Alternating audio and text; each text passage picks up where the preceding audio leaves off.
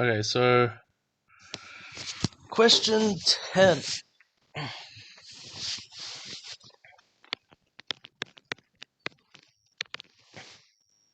So some big paragraph about this game thing, but it's really just asking you if you can come up with a 10-digit number. I think some of you did this one, but this is definitely a very friendly looking question. It almost looks like the same as some question from the math enrichment. I remember from maybe the same year or a previous year or something. 1, 2, 3, 4, 5, 10, yeah? And so the idea is if you take the first 2 digits, it's even. If you take the first 3 digits, it's a 3-digit number divisible by 3. And fourth is divisible by 4. And so on. And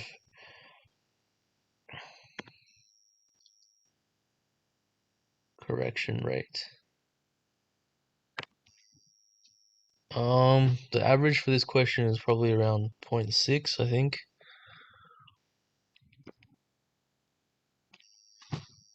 Yeah, so I don't think it's like, I don't think it's like 200 people getting 5 and everyone else getting 0.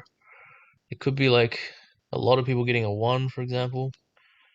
But it's still unlikely. I think a lot of people who are intimidated by the test and getting low at the start are not even trying the last ones, even though there's some easy marks.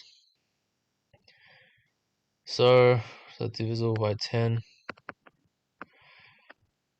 Yeah, so this is a pretty good summary of the division rules, right? So the last number, as Anson says, has to be a 0, right? Because divisibility by 10 means it ends in a 0. So we can tick that. Yeah, so I was thinking maybe I'll get you started on this question and probably give you enough info to finish it yourself. I don't know if I really want to finish it completely for you, but yeah, there was a pretty cool quote from like a random scene in Star Trek. It's like, happy birthday, may all your hopes and dreams come true but one, so you'll always have something to strive towards. So I guess I'm either gonna leave out the last part of this question, or at least the investigation is still open. Okay, so obviously the last digit's 0. Any other obvious stuff? The first one is 5. Yeah, the middle one's 5, yeah? So divisibility by 5 means it has to end in a 5 or a 0, but 0 is taken. All the digits have to be different, right? 5 tick.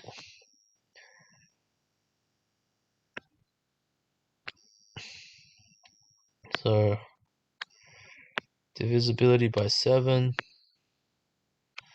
All this other stuff. Oh, good, excellent. So these are all great observations. So actually 9 has no condition, yeah? So divisibility by 9 has no conditions because it's equivalent to the sum of the numbers being divisible by 9, but you'll get the same sum no matter what, because they'll all be all the numbers without 0, right? So so far we got 10th digit 0, reason. 5th digit 5, reason. And then no condition on 9. Maybe that's sort of just like a more like a note than a statement. Okay, yep.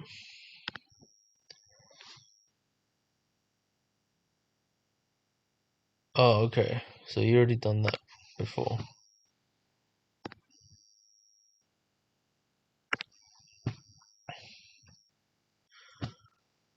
Um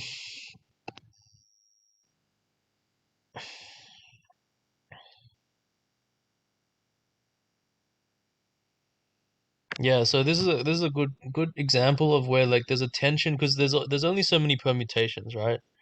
But obviously at the beginning there's like, you know, 10 factorial or something huge.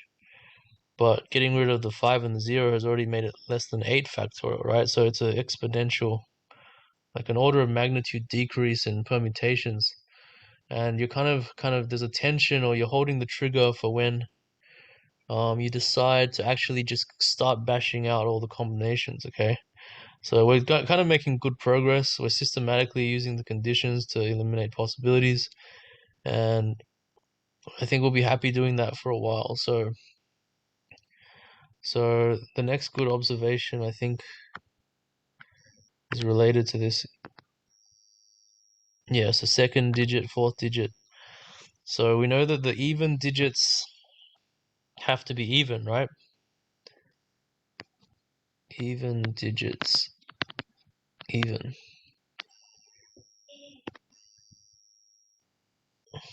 Is that obvious?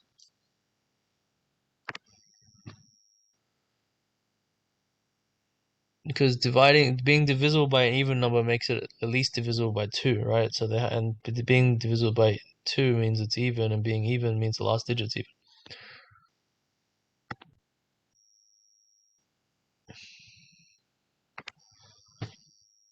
Okay, so even digits even is like, so it's like, so that halves the possibilities for these. Oops. Which is a big deal, right?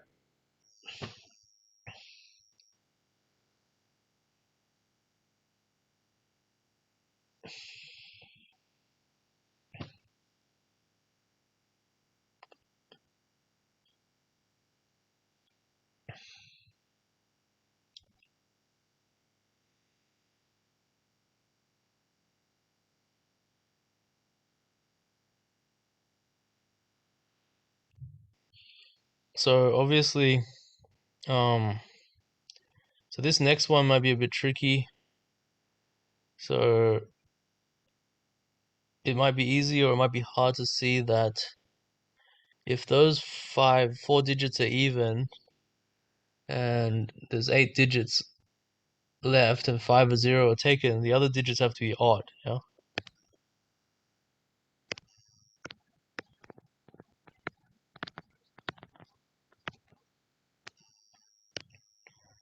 That's a bit of an observation. So I would say that's a slightly bigger jump in observational skills than the other ones. And so in some sense we've kind of reduced our possibilities quite a lot.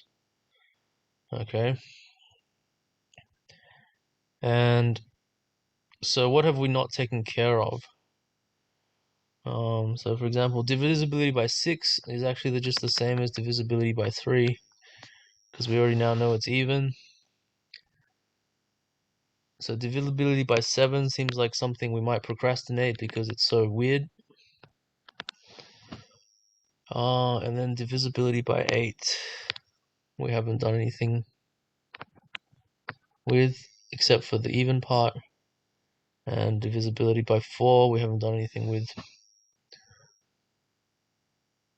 But divisibility by 2 has been taken care of for the second digit. Yeah, so a lot of this stuff kind of just like organizing your thoughts.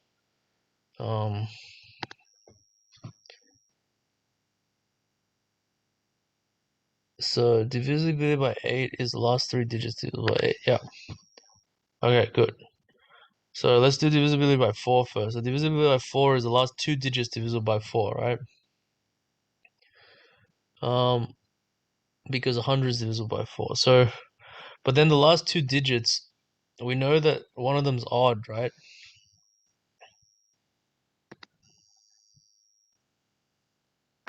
So we know the third number is odd. Okay, so if it's odd,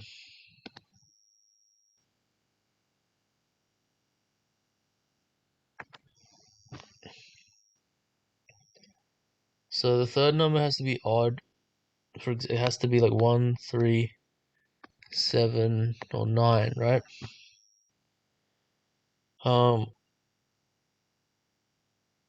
no matter what that is, all of these have a remainder of 2. There's a remainder of 2 when you divide by 4. Okay, so which means that so does the 4th digit has to have a remainder of 2 for it to be divisible by 4. So out of all the even numbers, 2, 4, 6, 8, it has to be a 6 or a 2, okay? So it could be a 6 or a 2.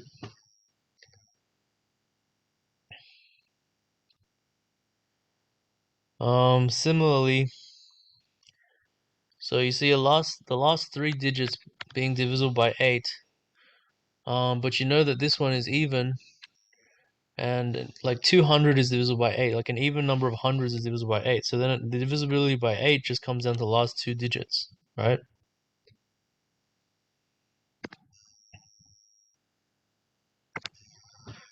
And it's actually also divisible by 4, right? So it's also odd and divisible by 4. The conclusion is also the same. It could be a 2 or a 6, right?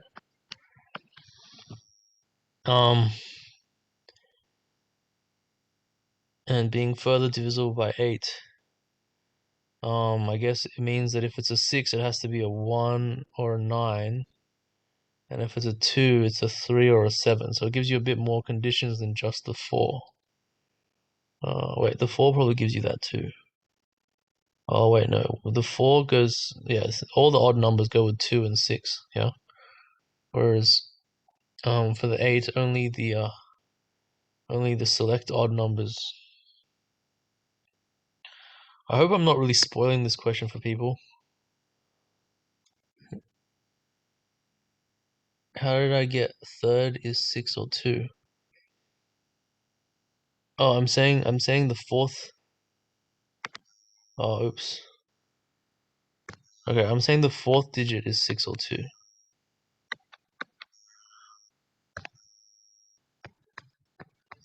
And the 8th digit is 6 or 2.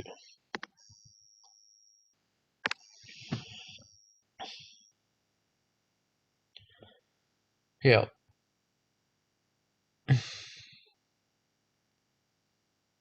Okay. If it's one of them is 6 and the other one has to be 2, right? So the other even positions have to be 4 or 8.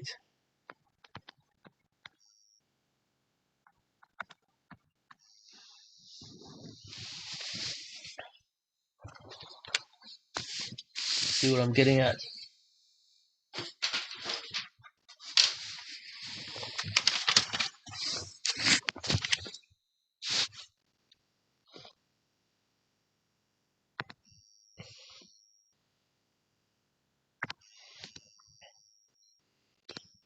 Okay, so this significantly lowers the number of cases. So when would you be comfortable with certain cases to break up? Well, it might not always end up like this, but one way to sort of be comfortable is if the cases you split them up into are strong enough to be conclusive, right? So the worst thing that happens is if your case that you go on kind of breaks up into another 10 cases. Which in principle can happen, but um you'd prefer it if each case kind of is definitive. So what do I mean by that? So for example, let's have a look at the cases.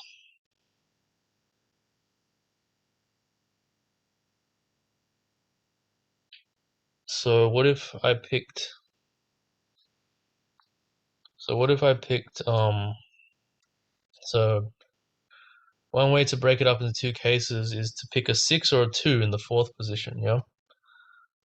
Okay, I think I'm gonna run out of time before I finish talking about this, but um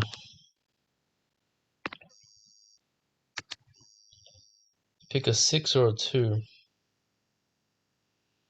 Okay, let's see which one I picked.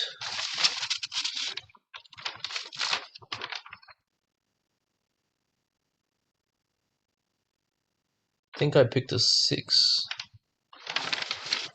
Okay, so it doesn't really. I think the reason I picked a 6 is also clear. So why did I pick a 6? So if I were to pick a 6 here, right?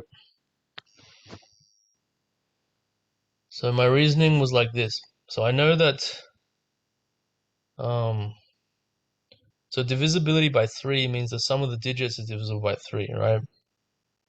So whatever this digit is, it's going to have the sum with the others divisible by 3. If I combine it with a 6, it's going to stay divisible by 3. Okay. And if I have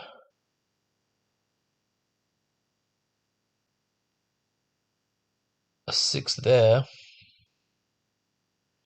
and a 5 here, I'll have a remainder of 2 when I divide it by 3. Oh, so am I making 2 choices at once here?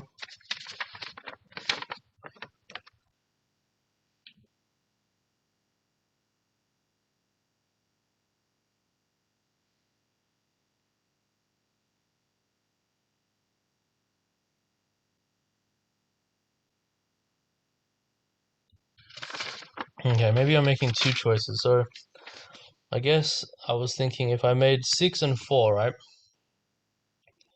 The sum would be divisible by 3 up to that point. Oh yeah, of course. This is the 6th digit, right? This is the 6th digit. Yeah, so I'm forced to pick a 4 to keep it divisible by 3. Yeah.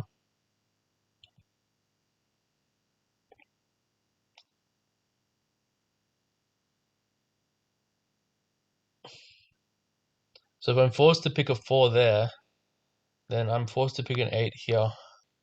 I'm forced to pick a 2 here, right? So then the other case would be like, 2, 2, 8, and then 4, 6 outside. So there's 2 cases here. Okay. Um,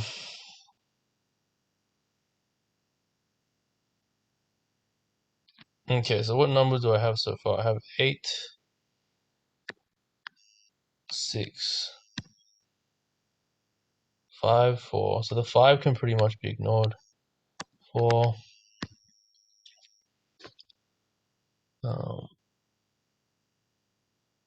2, and 0, right? So all the even numbers are taken, and I just need to put some odd numbers in here, right? Put some odd numbers in here. It could be like 1, 3, 7, or 9.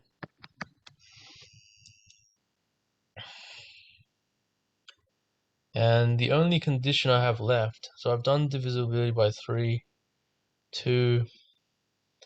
The only really thing I haven't done is divisibility by 7, right?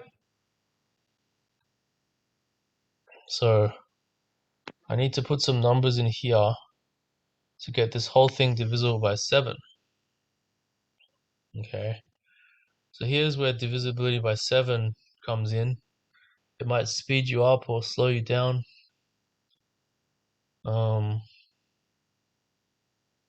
So for example, let's see. Oh, and we haven't done divisibility by 3 yet for the first div by 3.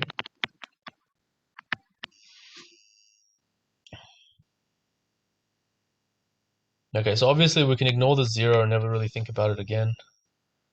So maybe, wait, are there this many variables? 4, 1, 3,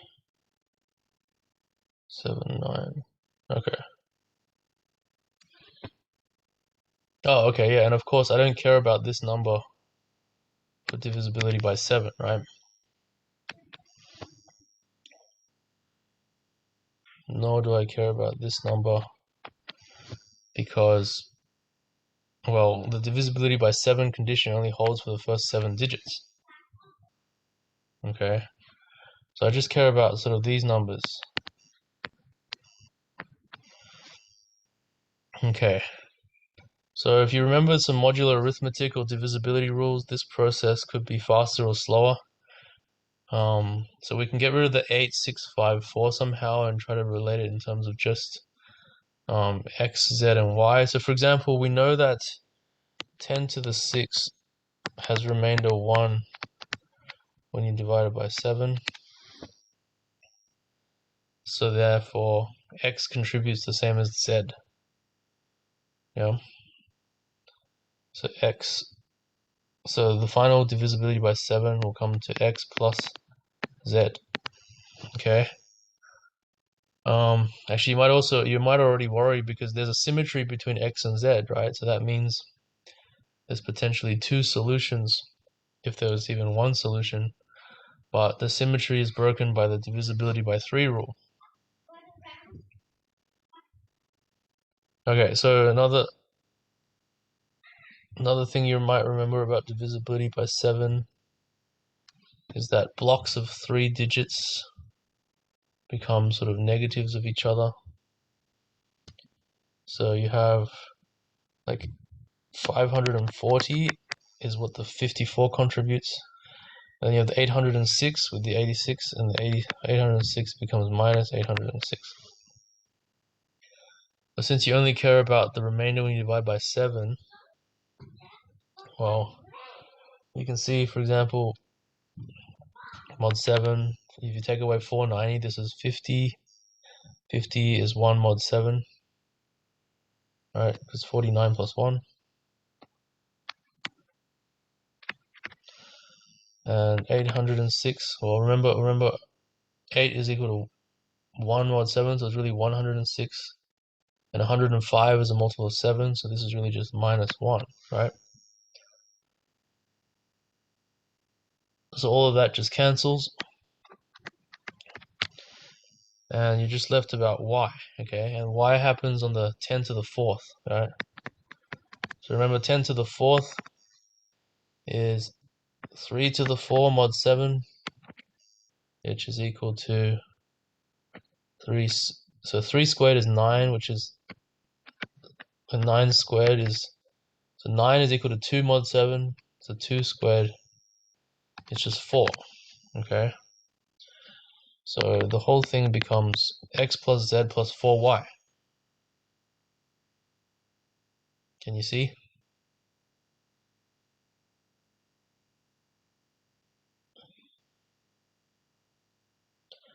So x plus z plus 4y means you got to find a number. So one out of the numbers 1, 3, 7, 9, you need to pick 3 of the numbers, times them, add 2 of them, and times the other one by 4, and then add them all together. Yeah. So if you just do this systematically, it's very quick. So for example, if you times 9 by 4, you get 36, which is remainder 1. And you notice if you add any of the other 2, you don't get something that's remainder 6. Okay. 7 is 28, which is already a multiple of 7, and none of the other 2 things add to a multiple of 7. If you do 3, you get 12, which is 5 mod 7. None of the other things add up to something that's 2 mod 7. But if you do 1, you get 4. And you can do 1 plus 9. Wait, hold on. 3 plus 7. Wait. I got 4. I need 10, right? Yeah, I need 3 plus 7. No, 3 plus 7. Okay. So you can see why it's one way of 3 plus 7 and not the other way, but we can just check both ways. So you put the y as the 4. Oh, sorry, not 4, as 1.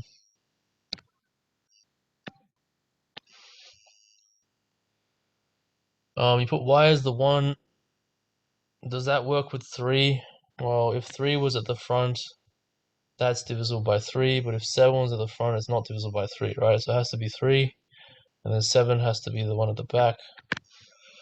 And so the number that you get, 3, 8, 1, 6, 5, 4,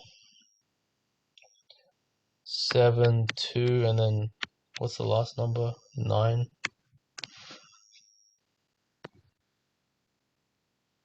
Okay, so obviously I haven't finished the problem, but let's check that this is divisible by 7. If that works, then it has to be the only answer.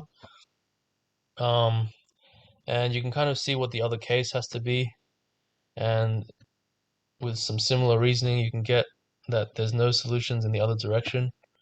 Or you could disprove the question, right? If there's another solution in the other direction. So quickly check this divisible by 7. You could do the divisibility rule, or you could just do it mod 7 straight up. So for example, 35 is a multiple of 7, so you can get to 31 something. 28 is a multiple of 7, so you can get to 3, 6, 5 something. 35 is a multiple of 7. It's really just long division without writing the answer, yeah? 1, 5, 4, 7, 2, 9, 0. Actually, you don't really care about the 0. Okay, but 15, there's 14, so we've got remainder 1. That's a 14. Wait, what happened? Did I do something wrong? 4 plus 3, 1, 28, 3, 36, 1, 15, 1, 4.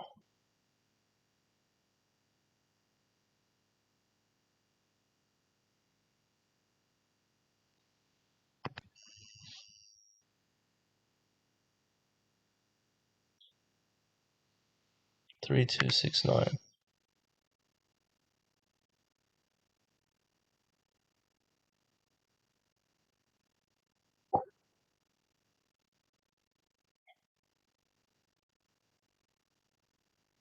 Okay, so in the chat, we're saying that we get this is a multiple of 7.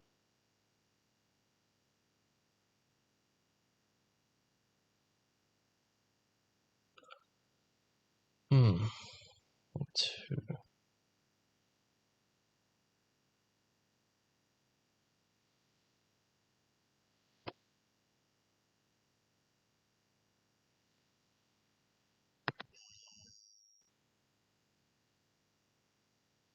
Three, 2, 6, 9. Where is this?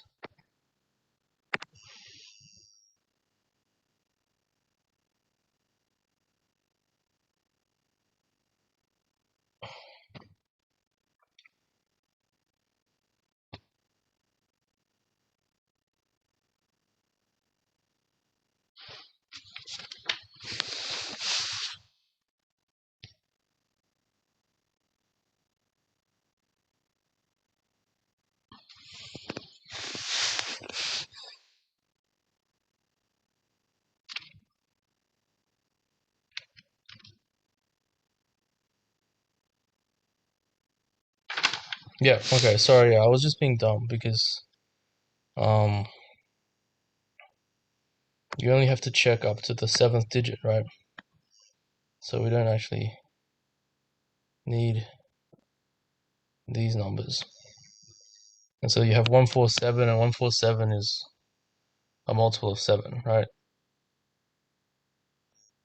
So it's just 7.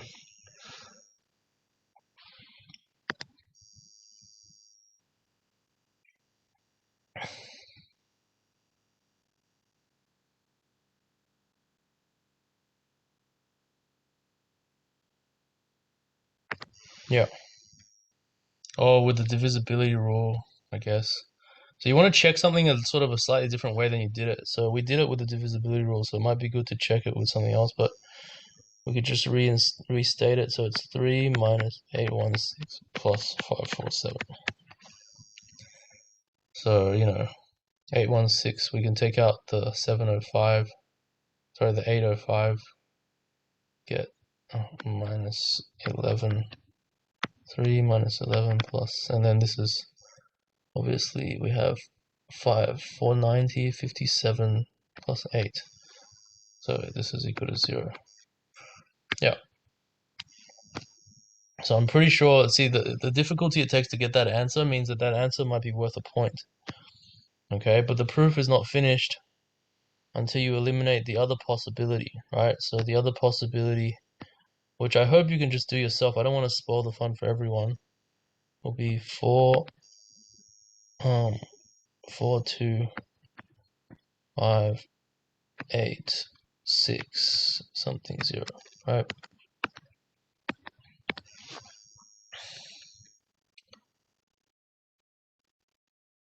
Okay.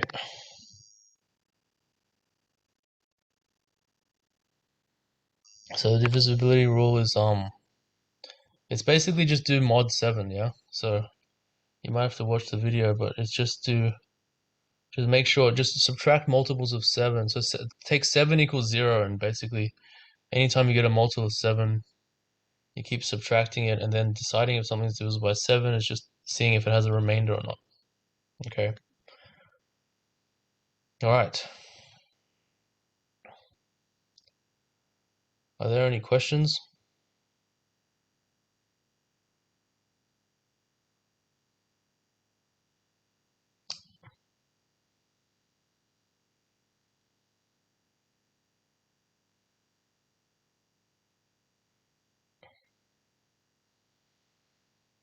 Maybe a slight comment about the investigation. I think when I first did this, I bashed it enough that I could do the investigation as well. So basically, one general thing I've found about the investigations is that in general, it's not worth doing it in the exam. I think it's good fun just in general, but during the exam, it says it has bonus points, but there's not actually any bonus points. Okay, it's just a scam. Um, like you only get them if you're already tying for first or have full marks or something. So it doesn't really exist. What I've noticed, one thing is that if your solution is nice for question 10, it should also work on the investigation, the idea anyway. So maybe one criteria for having the nice solution for question 10 is that it generalizes um sort of readily to question to the investigation.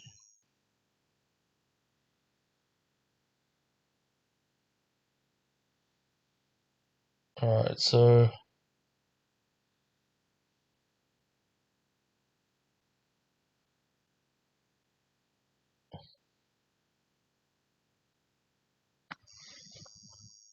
all right, you guys have any questions? I'll probably leave it there.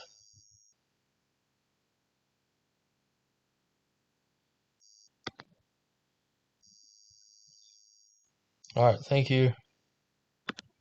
Have a good one.